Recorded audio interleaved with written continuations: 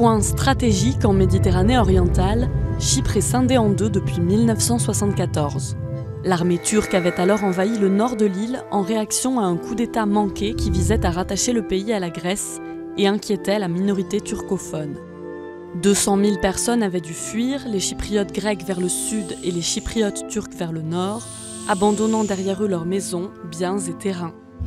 Toujours profondément divisée, l'île compte aujourd'hui 1 million d'habitants. La République de Chypre, reconnue par la communauté internationale et membre de l'Union européenne, gouverne la partie sud.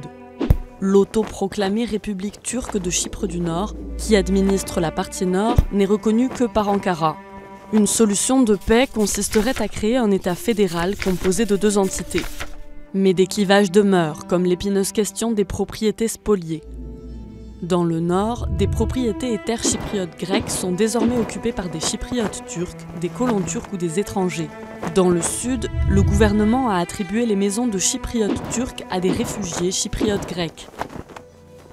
Autre point sensible au cœur des discussions, les ajustements territoriaux et la sécurité. S'il a toujours été admis que les chypriotes turcs devraient céder une partie du territoire qu'ils contrôlent, le tracé des limites internes et la part des terres à restituer divisent les délégations depuis 4 décennies. 30 000 soldats turcs sont d'ailleurs déployés sur l'île et cette présence militaire est vue comme l'un des principaux obstacles à la réunification. En 2003, les déplacements internes ont été facilités, permettant aux Chypriotes de chaque communauté de traverser la ligne verte, zone tampon démilitarisée contrôlée par l'ONU.